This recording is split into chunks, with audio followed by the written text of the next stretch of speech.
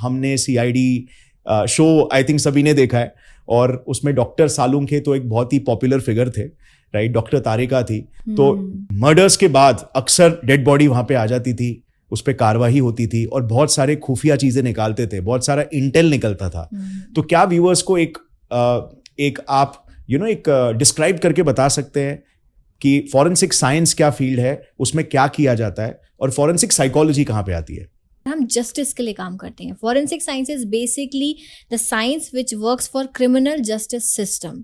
और अगर हम फॉरेंसिक साइकोलॉजी की बात करें तो फॉरेंसिक साइकोलॉजी फॉरेंसिक साइंस का ही पार्ट है। फॉरेंसिक साइंस की काफी सारी ब्रांचेस आपको देखने को मिलेंगी, toxicology, fingerprint, question document, computer forensics और बैलिस्टिक्स, और ऐसे ही जो फॉरेंसिक साइकोलॉजी है वो भी इसी की ही फील्ड है, जिसमें हम साइकोलॉजी समझते हैं। यानी कि हमने देखा होगा, जैसे टीवी में हम देखते हैं, मूवीज में देखते हैं कि क्रिमिनल बैठा हुआ है, उसके सामने एक एक्सपर्ट बैठा हुआ, उससे क्वेश्चंस कर रहा है, सो दैट रिकॉर्ड भी होता है। हाँ, वो रिकॉर्ड भी हो रहा है। तो वो जो क्वेश्चन कर रहा है वो एक फॉरेंसिक साइकोलॉजिस्ट है। He or she just wants to know the criminal behaviour, कि इसने अगर कोई क्राइम कमिट किया है तो इसके पीछे क्या रीजन है, इज ही मेंटली फिट, या मेंटली फिट है वो अगर, तो फिर उस पर कुछ एक्शंस लिए जाते हैं। कई बार ऐसा देखा जाता है कि कोई साइकोलॉजिकल डिसऑर्डर निकल के आता है। जनरली ऐसा होता ही है कि अगर कोई सीरियल किलर है तो उसको कुछ ना कुछ साइकोलॉजिकल डिसऑर्डर होगा। तो फॉरेंसिक साइकोलॉजिस्ट का मेजर काम यही होता है कि आप ये पता करो कि कोई क्राइम कमिट हुआ है तो उसके पीछे का क्या थ्योरी है, नॉर्मल था या कोई डिसऑर्डर उसको था, ये है। सो ये लोग ट्रेंड होते हैं आइडेंटिफाई करने के लिए, क्यूज, बॉडी लैंग्वेज, एक्सप्रेशन, कि ये पर्सन एक्चुअली में अपने सेंस में है, मतलब ये एक नॉर्मल मेंटल स्टेट में है, या फिर इसको कोई साइकोलॉजिकल कंडीशन है।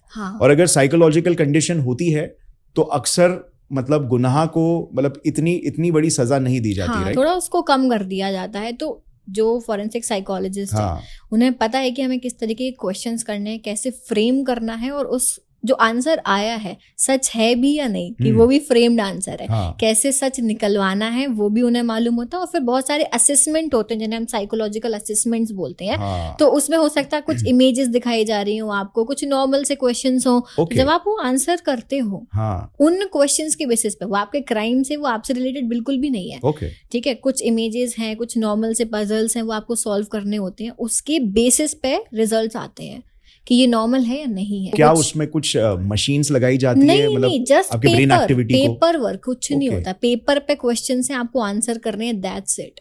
उस असेसमेंट के बेसिस पे आपका पता लगाया जाएगा कि नॉर्मल थे या नहीं थे।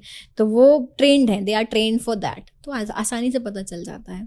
मोस्ट ऑफ द केसेस में हम न्यूज में सुनते हैं, हम जब भी बहुत सारे कोर्ट केसेस लड़े जाते हैं तो अक्सर ये न्यूज आता है कि अरे यार एविडेंस टैम्पर हो गया, क्राइम सीन कॉम्प्रोमाइज हो गया, ये सारी चीजें। सो ये मतलब क्राइम सीन में जाके फॉरेंसिक डॉक्टर्स जो होते हैं वो वहीं पे जाके करते हैं, या फिर वहां पे कोई और कलेक्ट करता है उनके लिए और फिर बाद में लैब में भेजता है? क्या प्रोसेस होता है इसका? जनरली अगर हम इंडिया की बात करें तो हमारे यहाँ पे पुलिस ज्यादातर जो है काम करती है, उन्हें ट्रेनिंग दी जाती है एविडेंस कलेक्शन का। हाँ, evidence collection, preservation, packaging and forwarding, ये एक पूरा प्रोसीजर होता है, उन्हें ट्रेनिंग दी जाती है। तो मेजरली केसेस में पुलिस ही जाती, पुलिस की टीम जाती, इन्वेस्टिगेटिंग ऑफिसर जाता है। बट अगर कोई हाई प्रोफाइल केस है, सेंसिटिव केस है, उस केस में फिर फॉरेंसिक टीम को बुलाया जाता है। हर केस में नहीं जाते हैं, बट आपके हिसाब से हर केस में जाना चाहिए, राइट? एग्जैक्टली। मुझे ऐसा लगता है कि आप फॉरेंसिक टीम के बिना एक क्राइम सीन पे मत जाओ। If you have forensic team, आप उन्हें लेकर जाओ, क्योंकि फिर जो आप एक प्रॉपर तरीके से जो आपके एविडेंसेस कलेक्ट होंगे विदाउट कंटेमिनेशन, विदाउट टेम्परिंग, ठीक है, आपको एग्जैक्ट मिलेगा, तो आपको रिपोर्ट भी उतनी ही अच्छी मिलेगी। अब आप फिंगरप्रिंट्स जो है, जो कलेक्ट करने चाहिए, उनकी जगह किसी और के फिंगरप्रिंट्स उठा के ले आओ, कोई काम का ही नहीं है। हाँ, कोई यूज का ही केस उलझ जाएगा। हाँ, आप फॉरेंसिक एक्सपर्ट का टाइम वेस्ट कर रहे हो और अपना भी टाइम वेस्ट कर रहे हो एट द सेम टाइम, और रिजल्ट कुछ आ नहीं रहा है। So it is very important, क्योंकि आपको एक क्राइम सीन पे एक फिंगरप्रिंट नहीं मिलेगा, उस घर में 100 लोग आए हैं, तो उन सबके फिंगरप्रिंट्स हैं। Now you need to decide which one is important and which is useless, right? तो वो एक एक्सपर्ट डिसाइड कर पाता है जिसके पास एक्सपीरियंस है कि यहाँ मिल सकता है, हर जगह से नहीं कलेक्ट करने होते हैं, स्पेसिफिक लोकेशन से।